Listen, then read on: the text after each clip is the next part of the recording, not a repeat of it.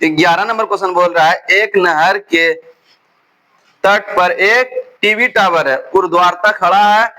Tower के ठीक सामने दूसरे तट के एक अन्य बिंदु से टावर के शिखर का उन्नयन कोण 60 डिग्री है और इसी तट पर इस बिंदु 20 मीटर दूर और इस बिंदु को मीनार के पद बिंदु से मिलाने वाली रेखा पर स्थित है। एक अन्य बिंदु से टावर के शिखर का उन्नयन कोण 30 डिग्री है। देखिए आकृति 9.12 में टावर की ऊंचाई और नहर की चौड़ाई ज्ञात करें। यहाँ देखो, ये देखो यहाँ डायग्राम इसमें दे दिया है, इसमें ज्यादा तामझाम नहीं है। देखो इसी तरह है ना, इस बिंदु का नाम दे दिया है बाबू बी, ये है सी और ये है डी। इसकी चौड़ाई दे दिया है 20 मीटर। ठीक है, ये दोनों क्या है? नहर है। ये दोनों क्या है? नहर है। और ये क्या है? टावर है। ये क्या है? TV tower. की नाम है इसका? TV tower. ये मान लो एच है। ठीक है, ए बी सी। और उन्नयन कौन बोल रहा था? उन्नयन कौन ना 30 डिग्री और ये 60 डिग्री है। कोई दिक्कत? इसका दूरी मान लो x मीटर। क्या मान लेंगे? x metre. माना कि अकॉर्डिंग टू क्वेश्चन माना कि टावर की ऊंचाई कितना बाबू? कितना माने रे? h metre. नहर की माना कि भूमि पर वह बिंदु बी सी और डी है जो कि नहर है। माना कि भूमि पर वह बिंदु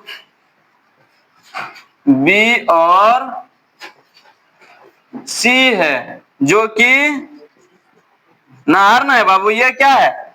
नहर है। पहले की चौड़ाई मान लें कितना? x metre. दूसरे की 20 मीटर। अब हम इस ट्रायंगल की बात करेंगे। समकोण त्रिभुज ए बी सी में थीटा का मान कितना है रे? 60 डिग्री। दिख रहा है ना? देख लो स्पष्ट रूप से। थीटा का मान 60 डिग्री। ये हो जाएगा tan थीटा बराबर ये लंब बटे आधार। ये हो जाएगा ए बी बटे बी सी। अरे दिख रहा है ना? यहां देखो थीटा का मान बाबू 60 डिग्री थी। हो जाएगा tan 60 equal to A B का मान कितना मान है? h रे। h बाय बी सी का मान है कितना? x रे। h बटे x। यहां देखो tan 60 का मान होता है √3 equal to h by x। By cross multiplication कर दो √3x इक्वल टू h। तो x बराबर क्या होगा? h by √3। इसे मान लो समीकरण 1। इसे मान लो समीकरण 1। यहां देखो अब हम लोग इस ट्रायंगल में आएंगे। ए बी डी में त्रिभुज ए बी डी में थीटा का मान कितना बाबू? 30 डिग्री। ये हो जाएगा tan theta equal to A B बटे बी डी। देखो बी डी को हम लोग लिख सकते हैं, B C plus C D रे।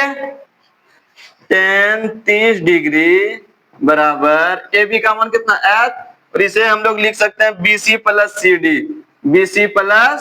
सी डी। tan 30 का मान 1/√3 इक्वल टू h का मान h बाय बी सी का मान कितना? x ना। x प्लस सी डी का मान कितना? 20। यहां लिख लो समीकरण 1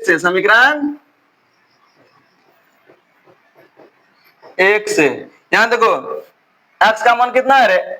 h बाय √3। यहां रख सकते हैं, पहले बाय क्रॉस मल्टीप्लीकेशन कर लो। x plus 20 equal to h√3 होगा। h√3। अब यहां लिख लो समीकरण 1 से। क्योंकि x का मान हम लोग निकाल करके रखे हैं, तो x का मान निकाले हैं h बटे √3 प्लस 20 इक्वल टू h√3। बाबू रे ये किसमें है, प्लस में, उस तरफ जाएगा तो माइनस में h√3 माइनस h/√3 होगा। इसके नीचे एक, तो 20 बराबर हो जाएगा बाबू, इन दोनों का लॉसो ले लेंगे, √3 से √3 खत्म, कितना आएगा 3h माइनस h, ये हो जाएगा 20 बराबर 2h/√3। 2 1 2 2 die 20, by cross multiplication कर देंगे, h बराबर हो जाएगा 10√3। अब h का मान समीकरण 1 में रख दो, h का मान समीकरण 1 में रखने पर समीकरण 1 क्या है देखो तो, x बराबर h/√3, h/√3, h का मान निकाले 10√3 ना, तो ये हो जाएगा 10√3 अब बटे √3, √3 से √3 खत्म, तो x का मान कितना निकल गया 10 मीटर, ये निकल गया नहर की चौड़ाई। यहां लिख सकता है अर्थात, दिख रहा है ना, अर्थात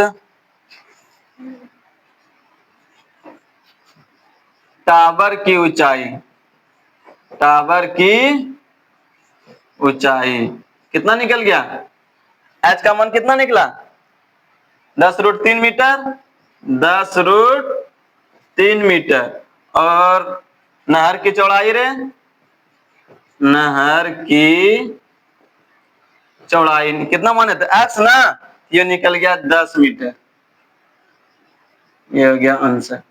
अब बात समझ में, चलो इसे उतार लो।